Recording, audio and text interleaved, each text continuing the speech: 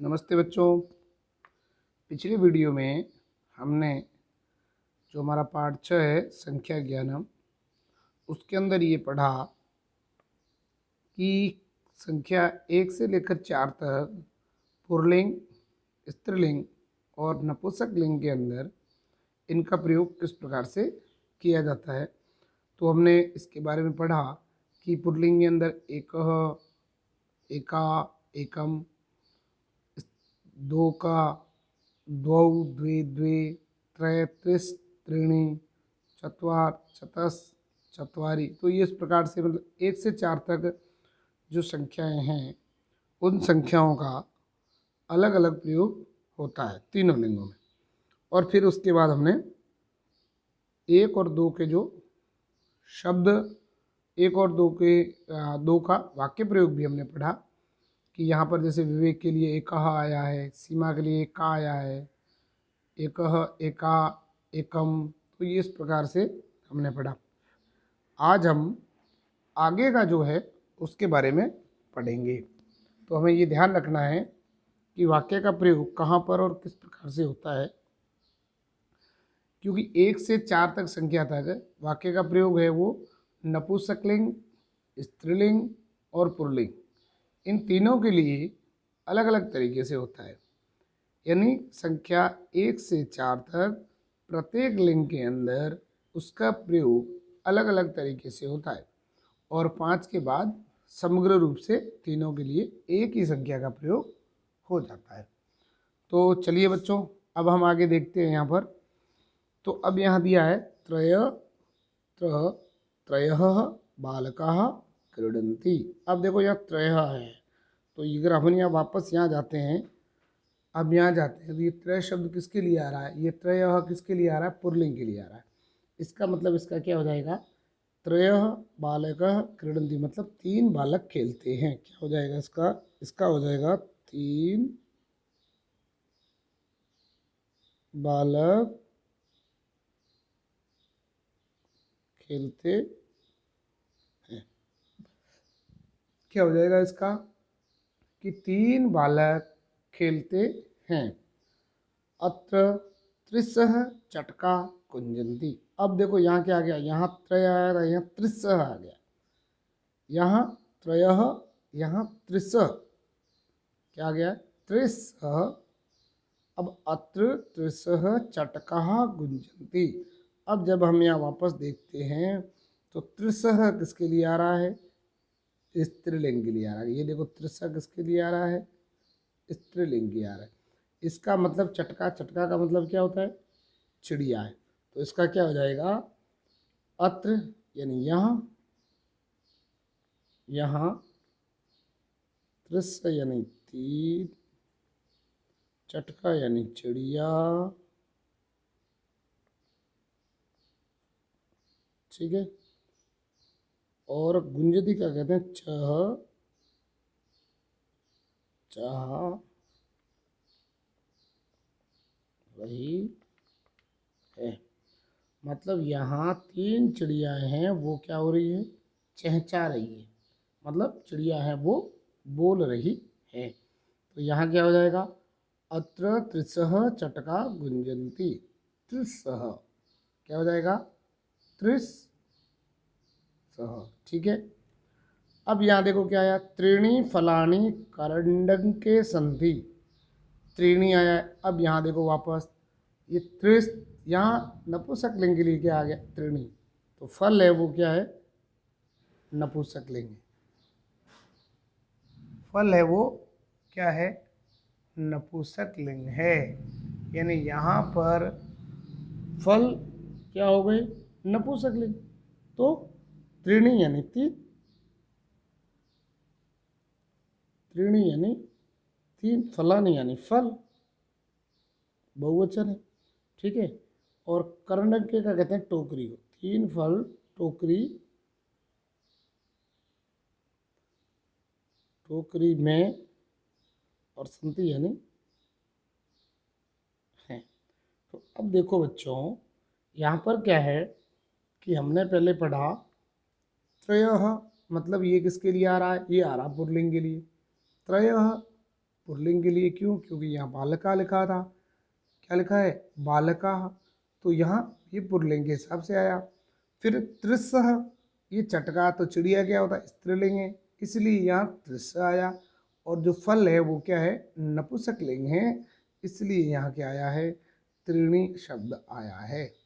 इसीलिए यहाँ पर त्रीणी शब्द है वो आया है। क्या आया है? त्रीणी शब्द है वो यहाँ पर आया है। ठीक है। अब देखो, अब क्या है, हम देखते हैं आगे। आगे किस प्रकार से वाक्य में प्रयोग किया गया है। चत्वारः खगा उत्पतन्ति, चत्वारः खगा उत्पतन्ति। अब देखो चत्वार आया है, जब हम वापस यहाँ जाते हैं तो ये यहाँ क्या आ रहा है? ये आ रहा है चत्वारः। तो यहाँ क्या आ जाएगा? चार पक्षी उड़ते हैं। तो पक्षी शब्द है वो क्या है? पुल्लिंग है। क्या हो जाएगा? यहाँ इसका हो जाएगा चत्वारः खगा उत्पतन्ति, यानी चार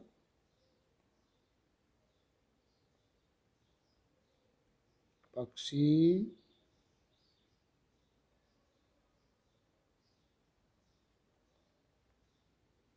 उड़ते हैं। इसलिए यहाँ क्या आ गया? चत्वारः। क्यों? क्योंकि खग शब्द यानी जो पक्षी शब्द है वो पुल्लिंग है। और अगर यहाँ खग की जगह क्या हो जाता? चिड़िया होता, तो ये शब्द कैसे हो जाता? स्त्रीलिंग हो जाता। तो चत्वारः खगा उत्पतन्ति, यानी चार पक्षी है वो उड़ते हैं। अब देखो चतस्त्र महिला भ्रमंती। अब देखो यहाँ क्या आ गया? चतस्त्र महिला भ्रमंती।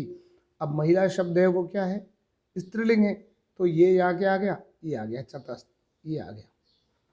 यहाँ पहले चतवार था, अब क्या आ गया है? चतस्त्र। तो चतस्त्र महिला भ्रमंती, चार महिलाएं घूमती है। भ्रमंती का मतलब क्या हो जाएगा? घूमती। तो चार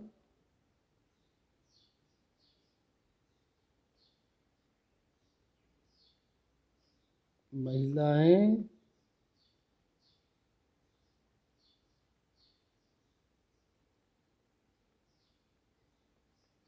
घूमती है। क्या हो जाएगा? चार महिलाएं घूमती है। तो देखो पुल्लिंग के लिए क्या प्रयोग हो रहा है? चत्वारः। और स्त्रीलिंग के लिए क्या आ रहा है? चत्रस्त्र। क्या आ जाएगा? चत चत्रस्त्र। ठीक है। अब आगे आया चत्वारि मित्राणि भोजनः कुर्वन्ति। अब यहाँ देखो मित्राणि शब्द आया है, और जो मित्र शब्द है वो क्या है? तो मित्र शब्द है वो नपुंसकलिंग है। क्या है? नपुंसकलिंग।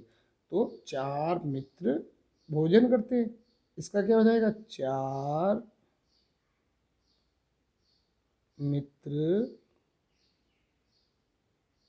भोजन करते।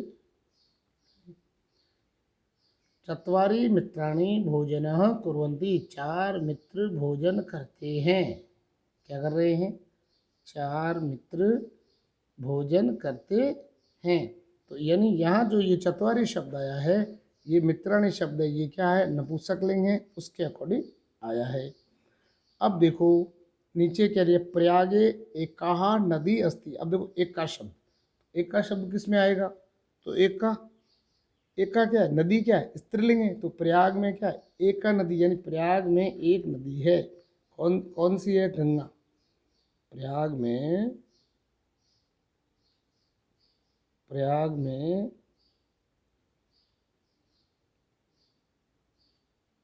एक नदी है। कौन सी?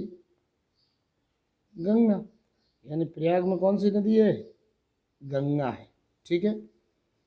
द्वे नदो नदो स्तः। अब दूसरा कहता है वहाँ द्वे नदियाँ भी है, वहाँ दो नदियाँ हैं। पहले में क्या कहा? प्रयाग में एक नदी है, तो यहाँ एक क्या है? स्त्रीलिंग, तो एकाहा आ गया। द्वे, अब ये क्या आ गया? द्वे, द्वे आ गया है। इसका मतलब द्वे किस में आता है? पुल्लिंग और नपुंसकलिंग में आता है। लेकिन यहाँ ये नदियाँ दोनों क्या है? स्त्रीलिंग है। तो द्वे नदियों स्तः, यानी दो नदियाँ हैं, गंगा यमुना। अच्छा, गंगा और यमुना। अब यहाँ क्या हो जाएगा? दो नदियाँ हैं, दो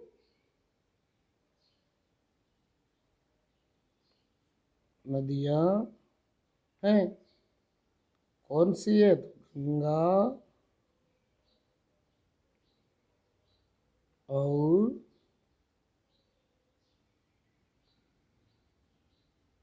यमुना। कौन सी नदी है? गंगा और यमुना। न नहा, नहीं नहीं, तत्र यानी वहाँ।